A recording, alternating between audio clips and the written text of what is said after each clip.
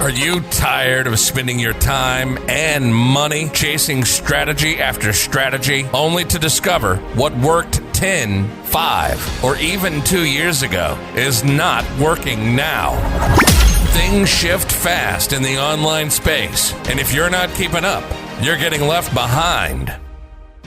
It's time for something different. Welcome to the Marketing, Media, and Money Podcast, where every single episode will be jam-packed with proven, profitable strategies, behind-the-scenes secrets, and what's working now resources from industry experts and global influencers to help you scale your business, shorten your learning curve, and stand out in a crowded, noisy marketplace. And now, your host, award-winning marketing and media strategist, and international speaker, Patty Farmer.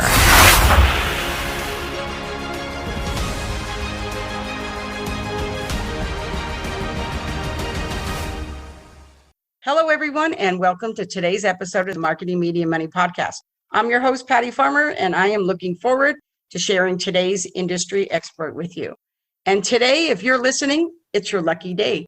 Not only is it your lucky day, but it is probably the most profitable day you've had in a while just by listening to this podcast. So make sure you take your pen and paper out, because today we're going to be talking about using LinkedIn to build your brand, your network, and your business. And I know you're thinking to yourself, oh yeah, I've heard a million podcasts that were about LinkedIn, but you haven't heard a podcast with the person that we are going to talk to today and about how deep we're going to go, because I've been waiting a while for this podcast and it is going to be worth every minute of your time. So let me tell you a little bit about our guest. So Viveka von Rosen is co-founder and chief visibility officer of Vengreso, the largest provider of full spectrum modern digital sales transformation solutions. She's known as the LinkedIn expert. She's author of the best-selling books, LinkedIn Marketing An Hour a Day and LinkedIn 100 Ways to Rock Your Personal Brand. She's been named in Forbes 4 years running as a top social media expert and is a regular contributor and has been featured in Forbes, BuzzFeed, Inc., CNN, Entrepreneur, Selling Power, and the Social Media Examiner. Her business mission is to help sales professionals and business owners create more quality and qualified conversions on LinkedIn. So welcome. Thank you so much for being here with me today. Thank you so much. I'm excited. I'm excited too. So let's just dive right in. So I know we're going to be talking about using LinkedIn to build your brand, your network, and your business. And everybody always likes to think about, how do I use LinkedIn for lead generation, sales? That's always what they think, right? But I think everything really should start with your brand, right? Not your branding, but your brand. And they're not the same thing. So let's just start there. How would you define your personal brand? You know, and this isn't original, but your personal brand used to be defined as, what people said about you when you left the room. Now it's kind of defined as what people think about you when they see your online presence, when they see you on LinkedIn, and then, once you leave the room. So it really is how you're presenting yourself across all the socials. And that's where we have to be careful, because we might be one person on LinkedIn, another person on Facebook, another person on Twitter, another person on our website. And when those brands clash, when they're not aligned, it really leaves people feeling like discontent. It really hurts your credibility. And so for me, it's really what people think about you when they see you across all of the social channels and all of your online instances. I agree with you. I always feel like when people are consistent and relevant, specifically in their brand, that's what helps you go from told to sold. Like, really. 100%. Yeah. That's what exactly. I think too. And the thing is, if you're on Facebook and you're, say more politically inclined or religiously inclined on Facebook, that's fine. But then you want to make sure that your audience is clear of your, your business connections. I love LinkedIn because I'm not going to go off on weird tangents on LinkedIn. I'm going to be very, very aligned with the brand that we've created with Vengreso, the brand that I've created, over the past 16 years and the brand that we hope to promote moving forward. Absolutely. And that's how people really do know who you are. And that's how, when we know that we're excited that you're here, we know because you have across all social media channels, across anything that you could Google, that you absolutely walk the walk and not just talk the talk. So I think that that is really important. You've done a great job, and that's why you're a great guest. And I'm excited. So let's go back a little bit. I always like to say, let's go back a little bit, because nobody wakes up one day and says, you know what? I think I'm going to be the LinkedIn expert, right? That's what I think I want to do. You know, it's always a little bit of a journey. Sometimes it's even an adventure, right? Oh, yes, it was indeed. So tell us a little bit of your story of, like, how did you get to where you are? And, you know, what are some of the pivotal steps along the way? Yeah, well, I was introduced to LinkedIn back in 2005, I want to say, and I was running a co-share space, what used to be called executive offices, now called co-share space.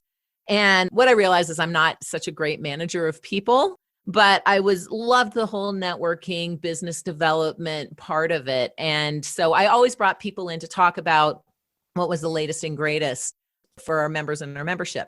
And I brought in a woman, my friend, Lori Maycomber, who talked about Web 2.0. So that just shows you how long ago it was that we were still saying like 2.0 after web. Like now it's like 59.0.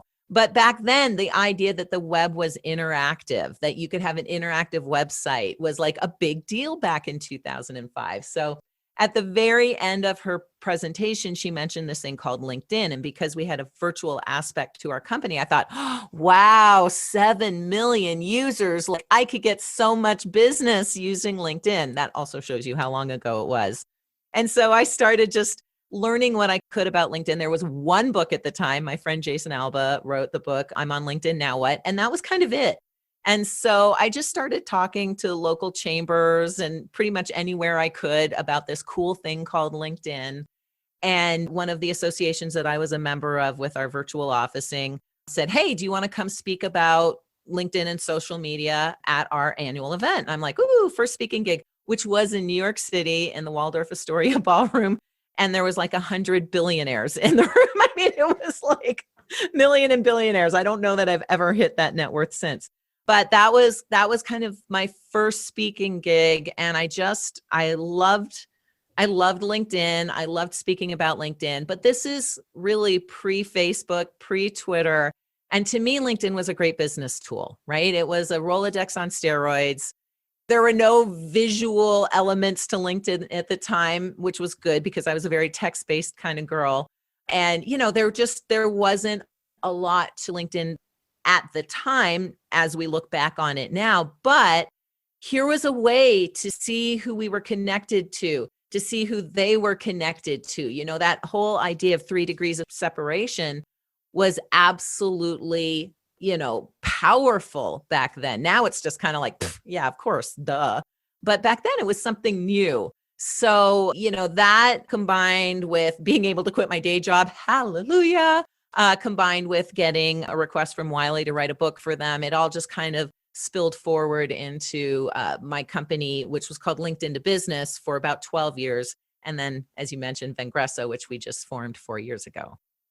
Wow. You know, I didn't know that beginning part for you. And I just think it's kind of interesting that, you know, I didn't really want to be a speaker. Like, that was never anything I wanted to do.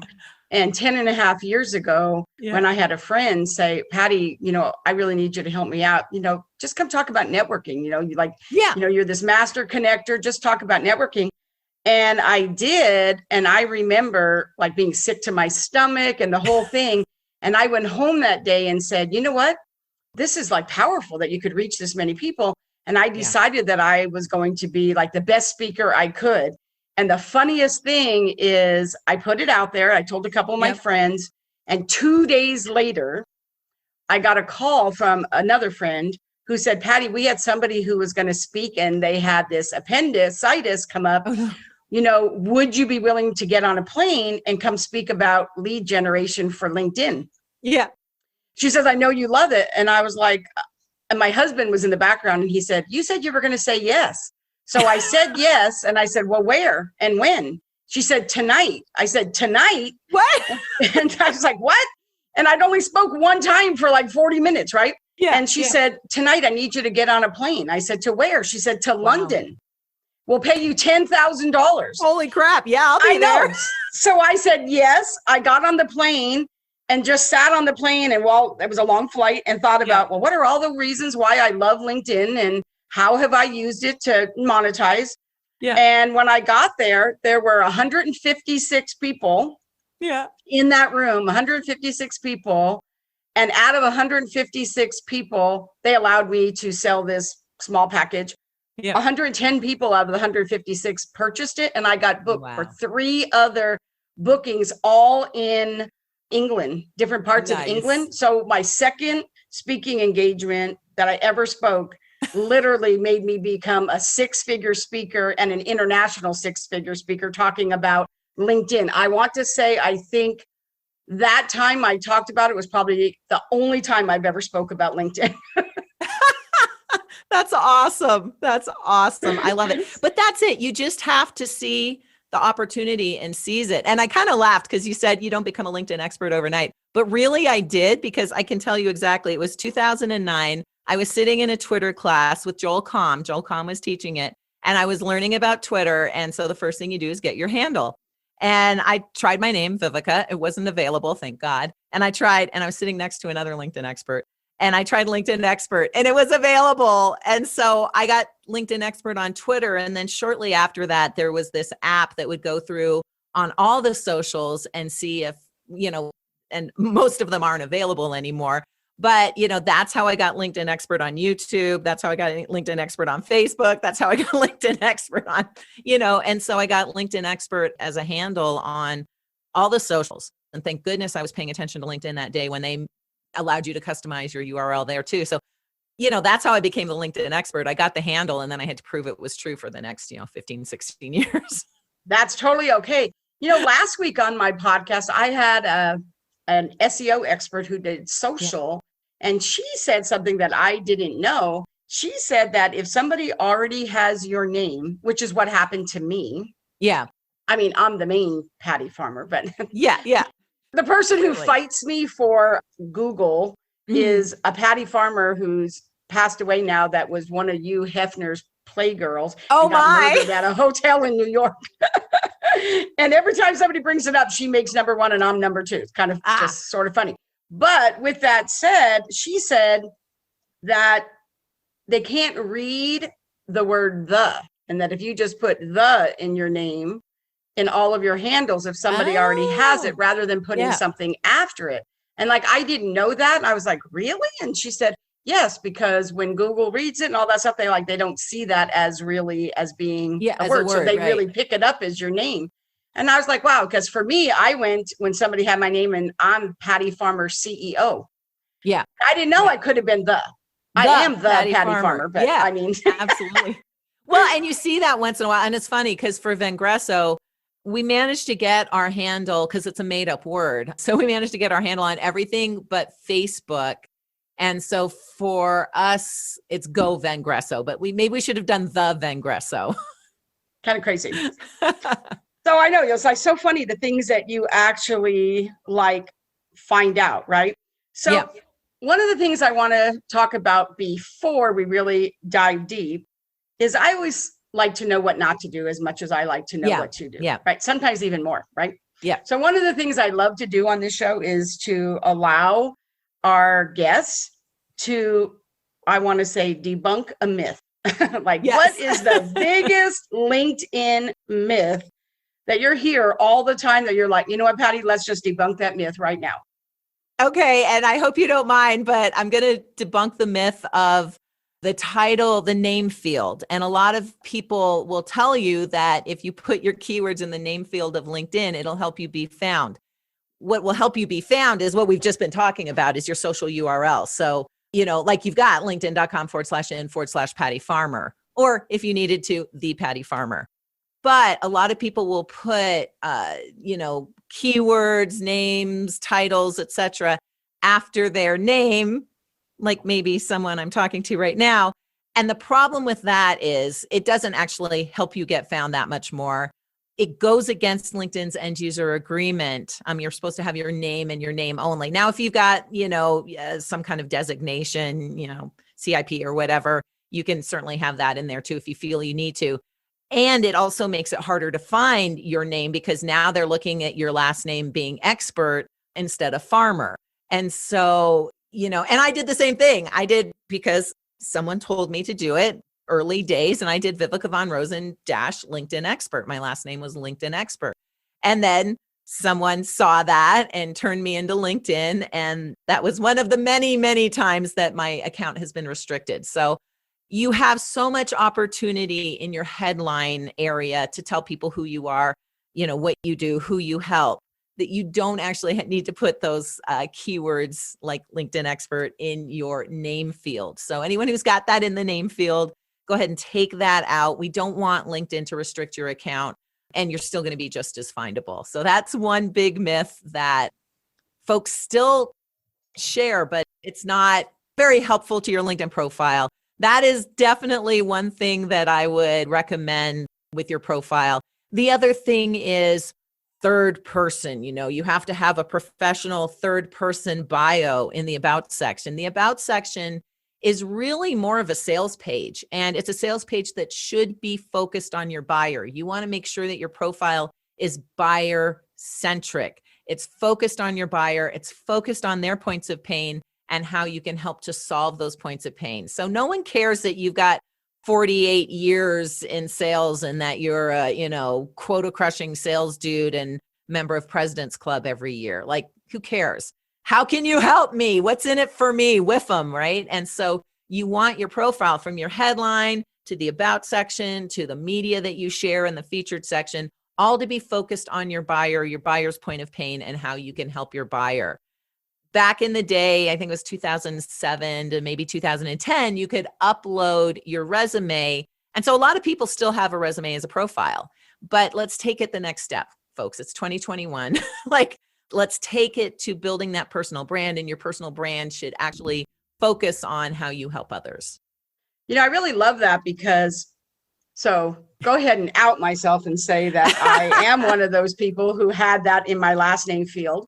But here's the part that I think is really interesting is I hired somebody who told me to do that, and I paid them a multiple of thousands of dollars for them to tell me that I should do that. Right. And this next question I'm going to ask, they also told me, but then I realized that they weren't a speaker. Mm-hmm. And so I knew right away that not to follow that one. So I'm just going to ask that one too, which I love, which is, what is the role? And I know, like you're saying, what things may have been and what they are now, right? It's 2021. Yeah, it's changed. So what would you say is the role of hashtags, and emojis when we're talking about that? Because I remember the thing was, and what they told me to do was to hashtag everything so I could be found, like hashtag speaker, hashtag this, hashtag that, because those were searchable and you should do it. Now, I knew not to do that, so I didn't. But that was also the thing that they were saying to do. And so to me, it was like, no, that's kind of incorrect with spelling when they're searching, right? Because that's not how they're going to search. Yeah, they're not going to do really, a hashtag. Exactly. Emojis and hashtags, where should they be? Where should they not be? Great question. First of all, know your audience. So I've got a couple hashtags in my headline field, but only because those are the hashtags that I'm actually known for, like our Vengreso Live. So that's a known hashtag. I don't expect people to actually search on that.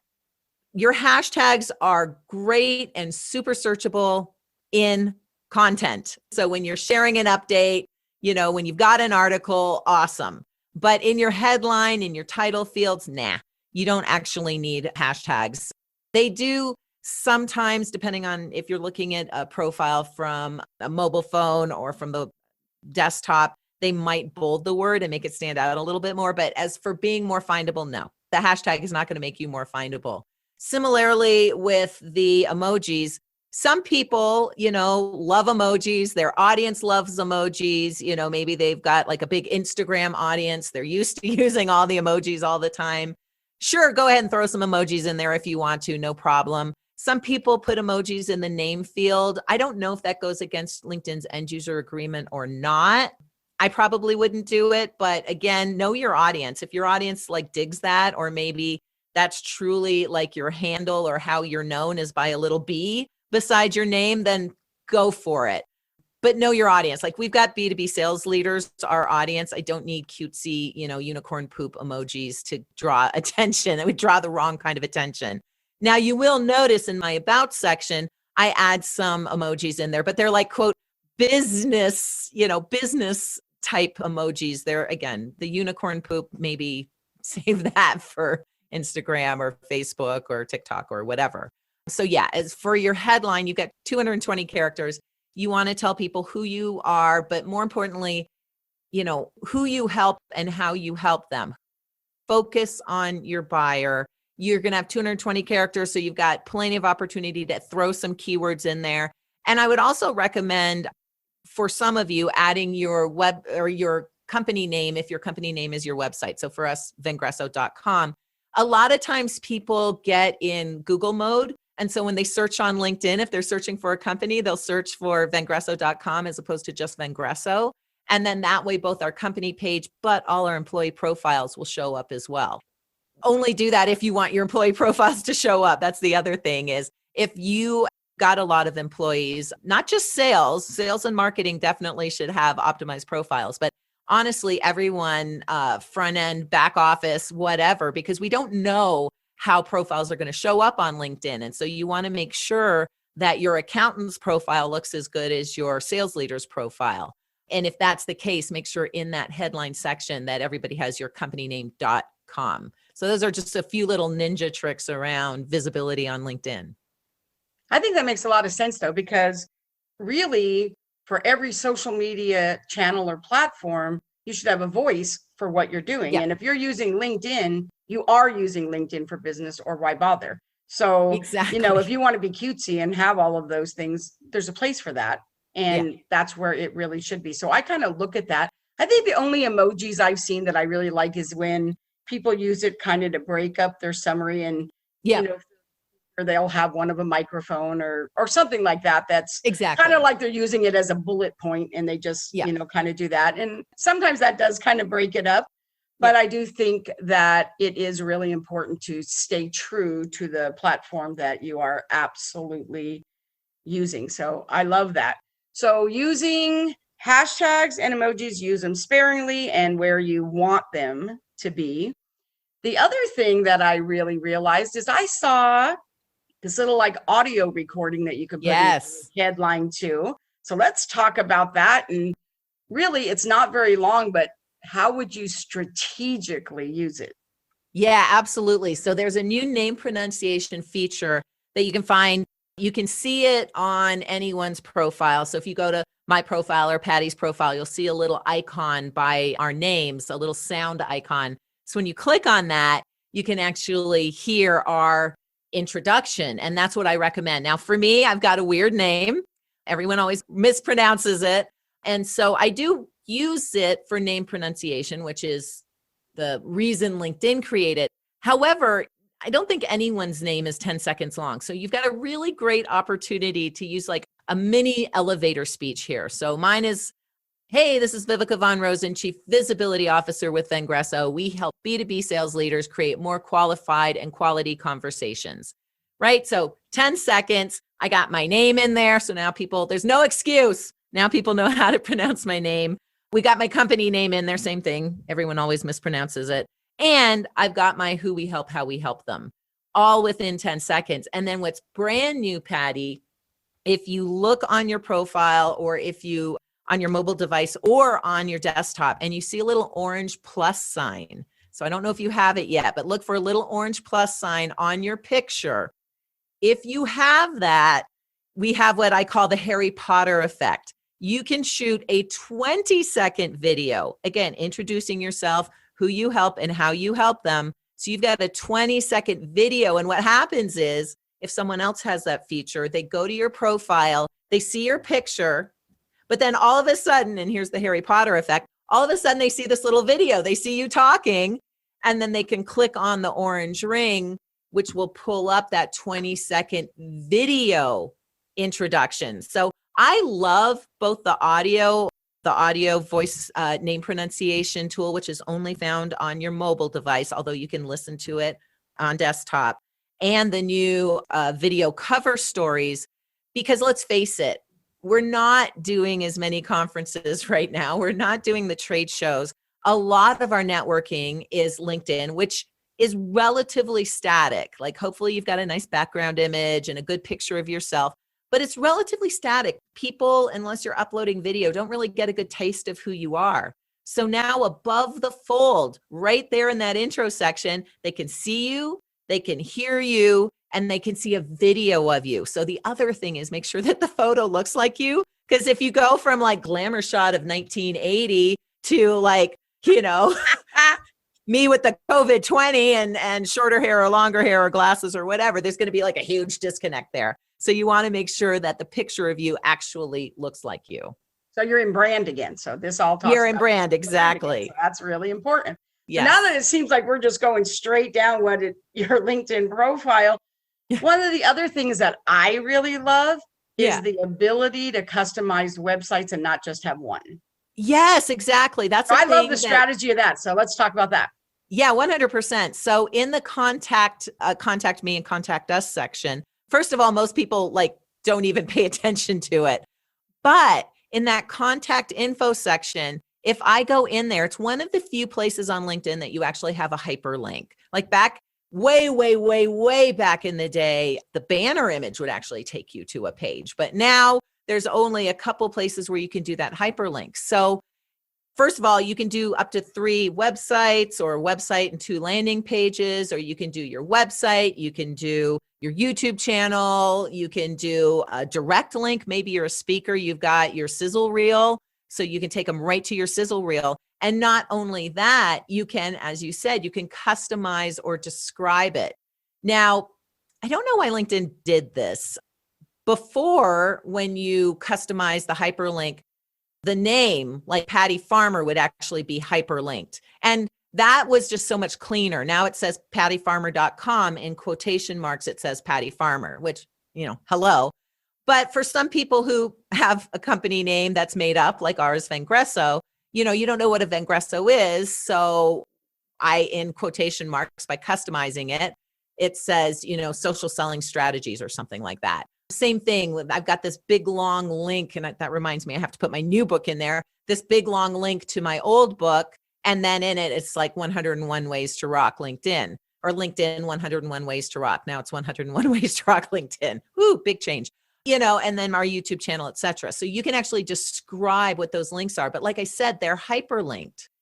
And so the strategy before was you could actually put a UTM on there that you could trace. You can still do that, but it's just an ugly link. So I would go with the cleanest link possible, but then choose the other option. Literally, there's a drop down: company, personal, blog, but there's the final option says other. Choose that. It's going to open up a new field where you can now describe your website. And that should drive more traffic too, which is awesome. And we know that there's nobody, not even your own website, that has SEO as good as LinkedIn. No, it's true. I always love to show people, because they always don't believe it. And I always love to say, oh, good, go to Google and type in your name, and believe me, your LinkedIn is going to come up before your website's going to. So yes. And what's like, for me, it's LinkedIn Expert, right? So there's a couple paid ads, and then it's my LinkedIn profile. And then fortunately, I've got a couple other articles and stuff in there, and then some of my competitors too. But yeah, that's insane. And think about it. I mean, 75% of buyers are Googling you right before they buy from you, especially bigger ticket options. I'm not going to drop $10,000, $100,000, $1 million on you if I don't know who you are. And so they Google you on LinkedIn. And to your point, Patty, your LinkedIn profile shows up. If it is non-existent, or if it's just a resume, or if it looks like crap, it can actually cost you business. And one of the things that we do with our clients is when we're trying to land them, so I guess our prospects, we'll do an audit, not only of their company, but of their sellers. And 9 times out of 10, we'll have companies, I'm not going to mention the names of, but we've got one of the biggest social media social media tools out there as a client. And they were like, oh, we know. I mean, our business is social selling. We are a social selling tool. Our business is social selling. We got it nailed. And so we did our little audit, and, the Not first so- 10 people who showed up, it was awful. And they're like, okay, let's hire you. So it's There you go. right. And I would recommend, not that you hire me, you should just buy my book and do the work, but, audit your company right now. Audit your company, search for it on Google and see what shows up, what LinkedIn links show up, and go through and look at them. And then go on LinkedIn and audit your company on LinkedIn and look at your employees, if you have any, and how are they representing your brand? Because it's not just about the personal brand, it's about the company brand and all the employees all mixed in together. That is so important. So how much should we pay attention to our LinkedIn SSI score guide? Yeah, First of all, tell us what other people out there, what it is who don't know what it is. And let's kind of talk about that. Yeah. So your SSI is your social selling index. And you can get it if you go to www.yourssiscore.com. It'll point you to where you can get your SSI score. So www.yourssiscore.com. It'll just take you to LinkedIn, and it will show you where you're strong and where you're lacking. And so things like your brand, great. Do you have a 2 or a 25? If you've got a 2, there's some work that you need to do on your brand. Things like insights, connecting, your network. And so all of those things come together. Now, is it a perfect indicator of how awesome or how bad you are on LinkedIn? No. But it will let you know where you're maybe a little bit weak. Maybe you need to be sharing more content. Maybe you need to be connecting with more people. Maybe you need to be engaging on other people's content rather than just sharing your own. So it's going to give you all 4 of those sections. It's going to give you a slider scale on how you're doing. So mine jumps between 77 and 87, just depending on if I have, if I've used Sales Navigator that week. Most people are in the 40s to 50s range. Most active salespeople are in the, 60s, 70s, some even hit 80s. And most, awesome social sellers are 80 and above. I think I got to 91 like once in my entire life. So it's worth looking at, and you can go, okay, clearly I'm not connecting with enough people. Okay, clearly I'm not engaging with enough people. Okay, clearly I'm not, sending enough messages. Kind of gives you a little bit of insights of where maybe you could be doing some work. Yeah. So what about the featured section? I love this section so much as somebody who has a magazine and a podcast. And yes. And I love this one. And I think it is really good. It's one of my faves. Yeah. Yeah. So the featured section used just to be the media that you had in your about section, but then LinkedIn's like, okay, let's make this stand out. So they separated it. So whatever you had in there is now in the featured section. So you want to go take a look and see, and then maybe you've never put anything in there before to add content to your featured section. Just go to your profile and then go to, I think it's add. Now I got to remember from the top of my head, but you can add things like video links, blog links, podcast links, ad section. That's it. Go to ad section and then go to where there's a drop down that says featured. So like I said, you can add links, you can add media, very, very, very short videos, but certainly PDFs, but you PowerPoint, can move around and the importance of how you want people to see them, which I love that. Exactly. If you wrote a post or an article that you want more visibility on, you can promote it or feature it. And yes, to your point, Patty, it used to be, you had to put it in kind of reverse order. The thing you wanted people to see the most, you put in last. But yes, now you can go in there. 2 pieces of media show up really well. Well, 1 or 2 pieces take up the whole featured section. Once you add 3, it turns into a carousel. You can carousel, I believe, through 5 pieces of media, but you can add as much as you want because there's a see more. So to those of you who've got a podcast, put every episode up there.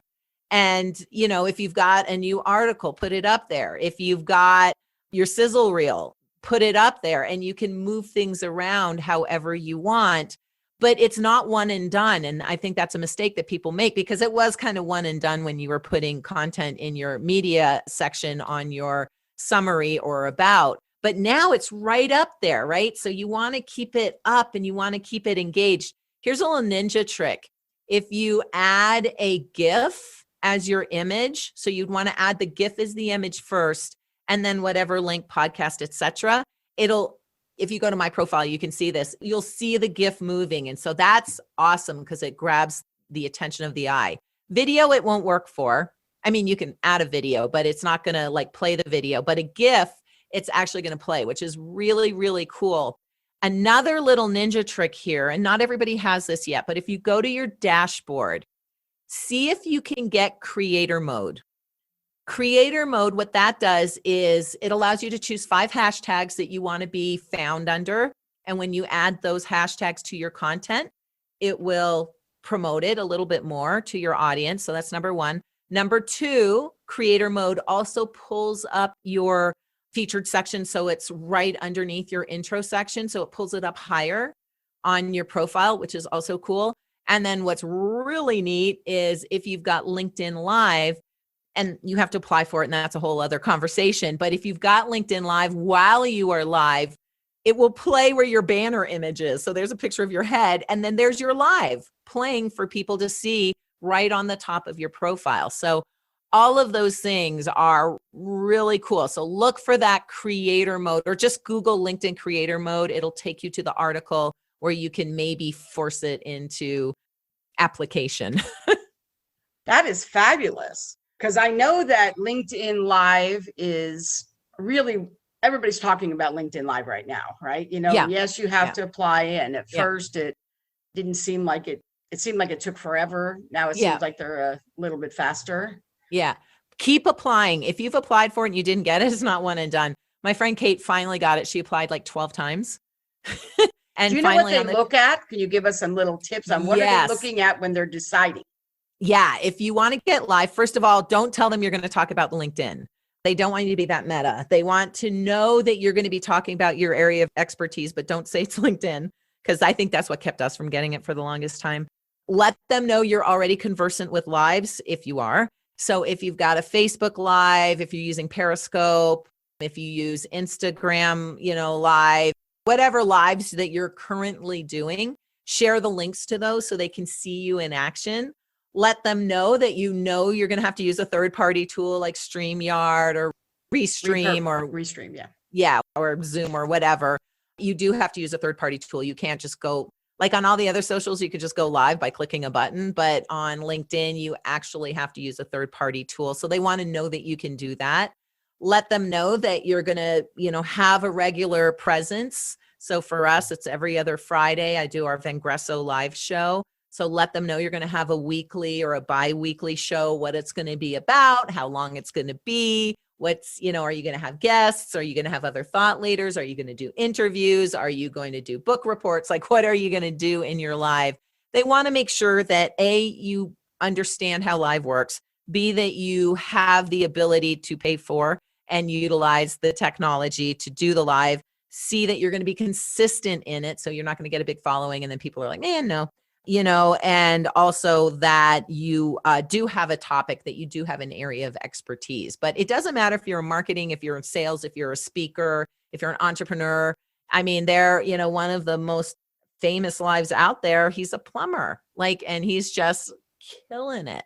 So it doesn't matter if you're cute, if you're not cute, it's just, LinkedIn wants to know that you're going to take this seriously and be professional. And then, like I said, apply. It is easier to get a live for an individual profile than it is for a company page. Well, that's good to know. Is there a sweet spot, so to speak, for how long a LinkedIn Live should be? Mine's half hour. It's interesting, the Clubhouse phenomenon, where most Clubhouses are 3 hours long. I think you tend to lose people after about a half hour. The longer ones, people can drop in, drop out. So that's kind of good too. But my friend Mateus does 10-minute lives, but he does them every day. So it's just setting up that expectation. We've been happy with a half hour, that way there's always more to say. There's we'll have you back. Whereas an hour, sometimes you get a dud for a guest. And it's just like, oh my God, I'm looking at the time going, please, can we end this early? This is painful. Right. But- Right. I think when you have a pre set up time too, that's when that really happens. When I did my radio show live, that was painful sometimes. That's what I love about actually having a podcast. Because when people say, well, how long is it? I'm like, well, it's going to be this long, but it could be this long. It all depends upon how it goes. So when it's time to wrap, you just know it's time to wrap, right? So exactly. So that actually works. So when you're positioning yourself as a thought leader, so thinking about that, what are some of the, I want to say, secret recipe, right, to being successful on LinkedIn? You know, because everybody's like, well, how often should I post? Should I post every day? Should I post in the morning? Should I post at night? You know, it's like every person who says this, somebody else says that. Right. You know, and so really, honestly, if you want to position yourself as a thought leader, what are some of the things? Because I got to tell you, in your thing, I was reading some of this stuff about how you could make your background image about this and how you could, you know, who you're helping and pain points. All these things that we all know, but how can we really use LinkedIn to really position ourselves as a thought leader?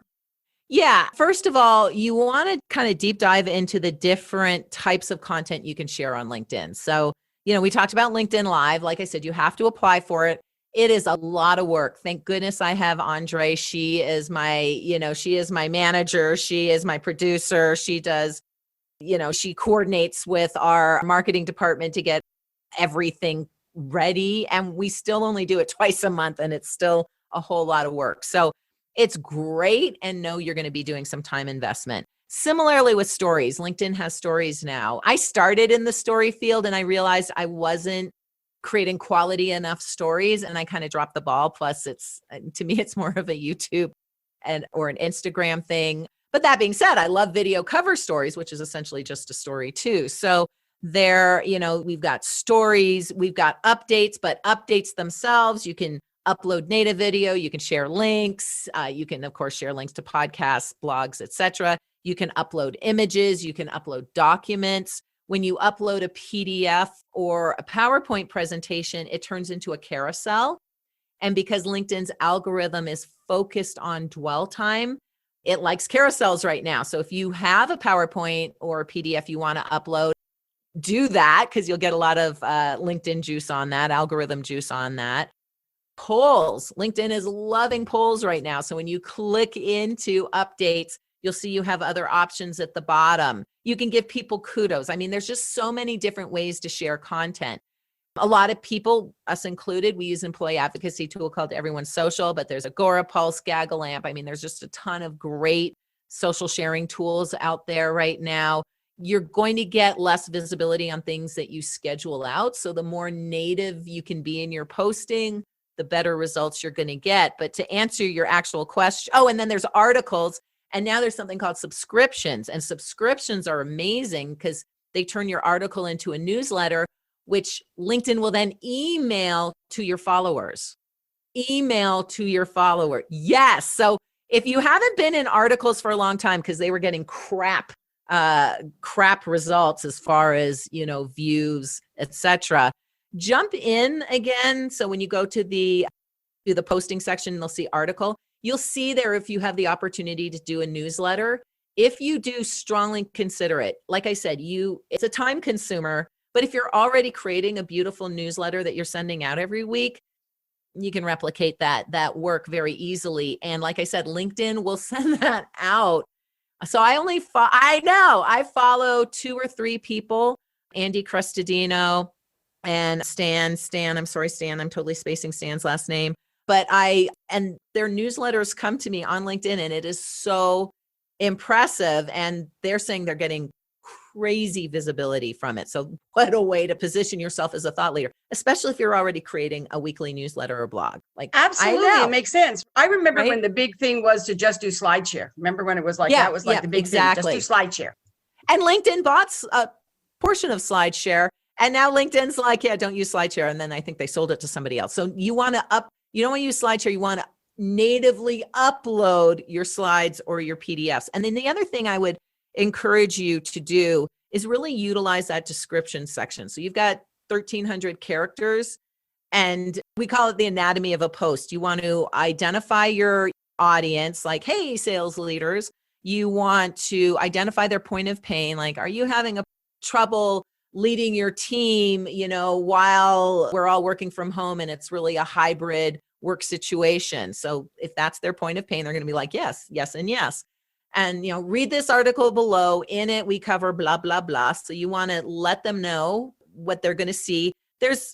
It's way off, but LinkedIn actually looks at articles and lets you know approximately how long it'll be to read. They really under deliver on that. It's like 1 minute article. It's like, no, it's a 10-minute article. But anyway, let people, know their time investment in reading the article, watching the video, listening to the podcast, etc. And then the final thing that you want, or another thing you want to do, is add your hashtags. This is where you do want to add your hashtags. You want micro hashtags and mega hashtags. So your mega hashtags are ones like social selling, right? Speaking, cybersecurity. Those are going to have millions of followers. But then you want your mini hashtags or your micro hashtags that might be 100% unique to you. Like when we use this Vengreso vids. So any video that we share, anyone in our team, we use hashtag Vengreso vids. Or it might be something, more focused to you. So like, Power Patty, right? So that would be my M3 magazine. Right, exactly. And that way you can find that content. Other people can gather around that content like a campfire, but it's not massive.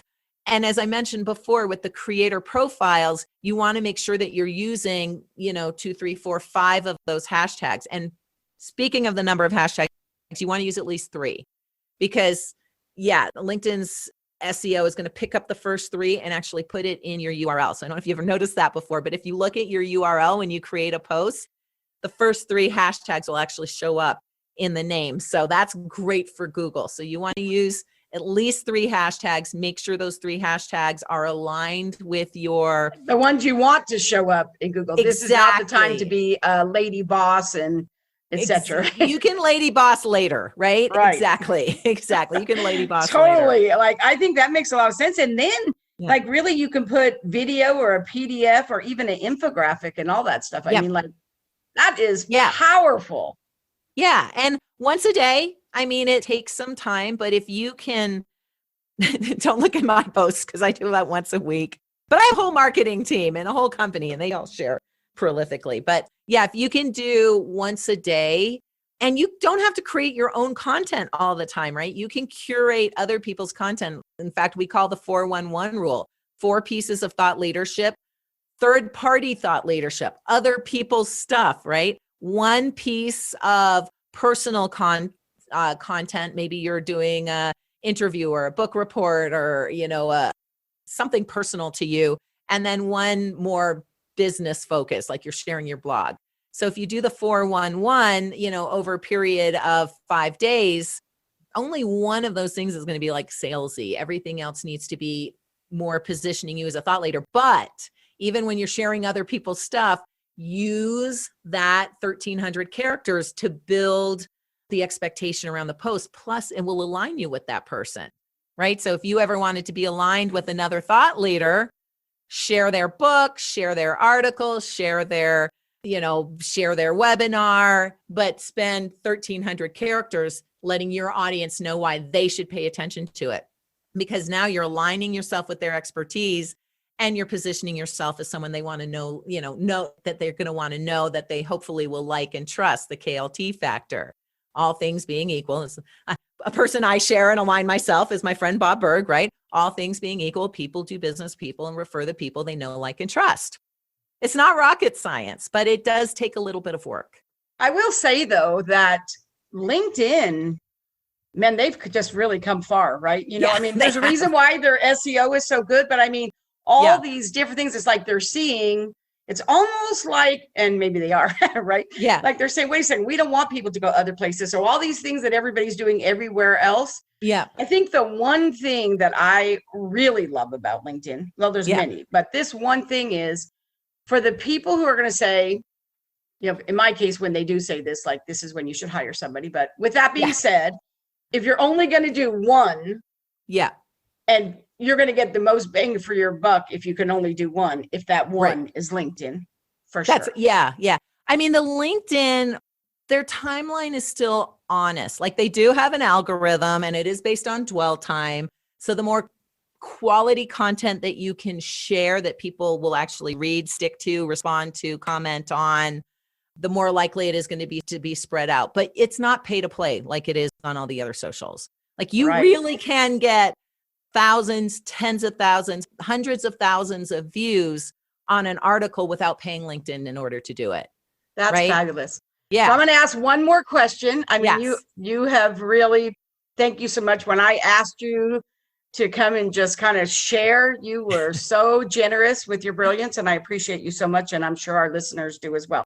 So last question is, do we, or at what point do you need to have the paid LinkedIn versus the free LinkedIn? And all those great things you were saying, are those only in the paid version, or are those in the that's free all version free too?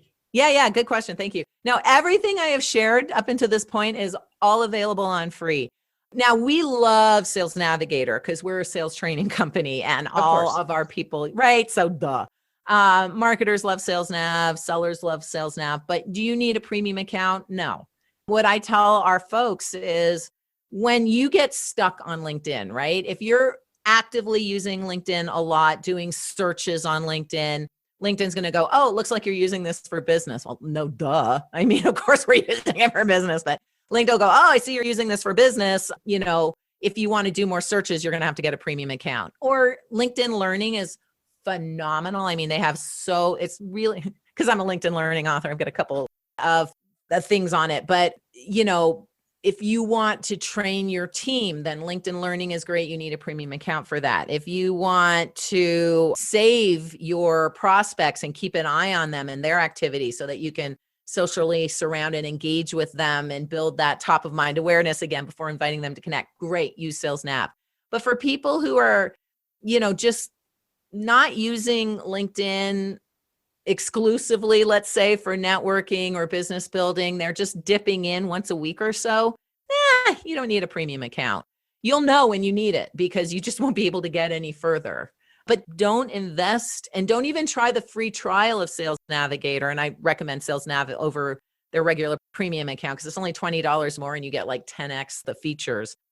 But don't even do the free trial until you've hit that limit, until you can't do something on LinkedIn. But what I love about LinkedIn is they don't charge for features. Like they don't charge for profile features. They don't charge for background images. They don't charge for video cover stories. They don't charge for name pronunciation. They don't charge for the ability to do LinkedIn Live. They don't charge you to upload your PDFs, right? Everything we've covered today is free.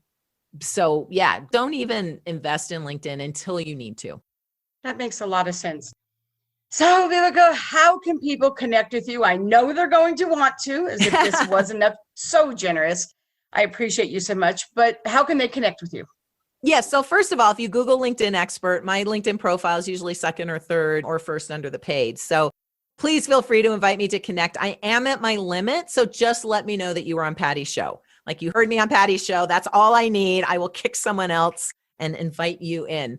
But also if you want to follow us on Vengreso, it's Vengreso.com. We'll have the link in the show notes. We have a phenomenal resources section. So if you go to vengreso.com/resources, oh my gosh, like we have so much great content there that's free. You're going to pay with your name and your email address, but it's totally worth it. And then if you want to start getting your team up to snuff, go to our YouTube channel. We give away so many great videos, strategies, trainings, testimonials.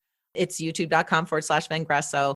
And then, of course, if you want to pay us, we're happy to take your money and we can work with you on your profiles for much less than several $1,000s, Patty, I might add. It's under $1,000. $1,000. And as if that wasn't enough, would you believe? I mean, I was in her resources this morning. So amazing.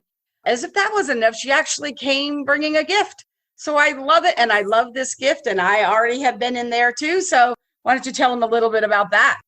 Yeah. So we have a copy of our book. Was that the GIF I said I was going to Yes, that was the Yes, gift. I mean, okay. come on. Yes. All right. So you can get the virtual PDF of my brand new book for absolutely for free. We'll put the link to that in chat or in the, not chat. Show notes. It'll be in the show notes. Exactly. Look below. Mhm. And if you want a physical, like if you like to, mark it up and make notes and stuff, it's only like $10. So we'll give you the Amazon link for that too. But if you just want the virtual copy to read and share amongst your team, you can get it absolutely for free. We'll share the link with you in the show notes. I love that. Thank you so much. So as you know, this is the point of the show where we do hashtag OpenMic, where I hand the mic over to our guest and let them share with you their number one marketing, media, and money strategy. Because, after all, this is the Marketing, Media, Money show, right? And would you believe she didn't even tell us everything? She still has so much. I could have her back again and probably will. But will you tell them what is your number one marketing, media, money strategy? Yeah, absolutely. And I think we've all seen all the spam on LinkedIn. That's a reason a lot of us don't like LinkedIn, is like it's so spammy. Because for whatever reason, people feel like it's okay to invite you to connect and then just slam a newsletter on you or like try and sell the stuff. So to really utilize LinkedIn or use LinkedIn effectively, there's a really cool feature. It's easiest on your mobile device where you can send a video message privately to your connections on LinkedIn. So first of all, you still don't want to use video to sell yourself. You got to earn that right. You've got to build that KLT, that know, like, and trust. But you do want to use video because, like I said earlier, everything's so static right now. Yes, we have Zoom meetings, but the LinkedIn profile is generally static. People don't get a great sense of who you are unless they deep dive into your content, which they may or may not do. But through messaging, you can give them an awesome sense of who you are by shooting a video on your phone. Do it horizontally, shooting a video on your phone and then uploading it as a private message. And you want to cover what we call our PVC methodology. Always personalize it. Hey, Patty, great talking to you today. Or, hey, Patty, I saw you on a webinar today. Or, hey, Patty, I saw you on a podcast today. You talked about blah, blah, blah, whatever it was, money, power, and I wanted, and marketing. And I thought that this article would be really useful to you because it pulls all of that together as it applies to LinkedIn. I'm going to add the link below and let me know what you think about it. So I'm going to personalize it. I'm going to add value, and then I'm going to put that call to action. Now, after doing this a time or two, and you can do text and you can do voicemail too, by the way, but after doing this a time or two, then I've earned the right to say, hey, Patty, I've sent you a couple articles. You responded to the other one. Thanks so much. Isn't it time we got on a call? And the other cool thing about LinkedIn is you can launch Zoom meetings, Blue Jeans meetings, which is the Zoom that they use. So you can, or Teams, Microsoft Teams meetings right from messaging. So send a video of yourself using that PVC, personalize, add value, and a call to action, but don't sales pitch yet. After doing it a time or two, also through text, also through a voicemail, then send another video message and ask for the meeting. Hopefully you've got like a Calendly link or a HubSpot link or some kind of scheduling tool. Appointly is another good one. So share the link. Any resources, any assets, just pop them in after you send the video. You just pop the links right in there. And it is a great way to start the conversation because people get a really good sense of who you are. You can shoot 20 videos until you get one that you like. And if you are shooting a video that's more for a buyer persona, so maybe I've got one like as a speaker, I've noticed that blah, blah, blah. And then you can always customize like, hey, Patty, I created this video for you. I just share the video that it's towards a buyer persona. So it's more generic. And then again, I add my customized, personalized links below. So that is really going to differentiate you from everybody else out there. That is a good number one marketing, media, money strategy. So thank you so much. Viveka, thank you so much for being here, for being so generous with your brilliance and your zone of genius. I mean, you really, really did walk the walk, right? And shared so much. I can't wait to listen to this myself over and over again.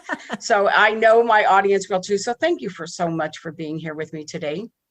Absolutely. My pleasure. Yeah, we'll do it again. Awesome. I love that. That would be another way that we would be able to say Viveka 2.0. No, exactly. We love that, right? And to the audience out there, thank you so much. I want to take a moment to thank our sponsor, the Exacta Corporation, developer of the Family Organizer Plus platform. And for more information about them, check them out at exactacorp.com. So thank you for joining us on the Marketing Media Money podcast. And if you enjoyed today's episode, and I'm sure you did, please subscribe and review the podcast on your favorite listening platform. So until the next time, thank you so much. Have a phenomenal week, and we will talk again soon. Thank you for joining us today on the Marketing, Media, and Money podcast. To shorten your learning curve even more, make sure to grab your free copy of the Marketing, Media, and Money magazine at www.marketingmediamoney.com. I promise your business will thank you.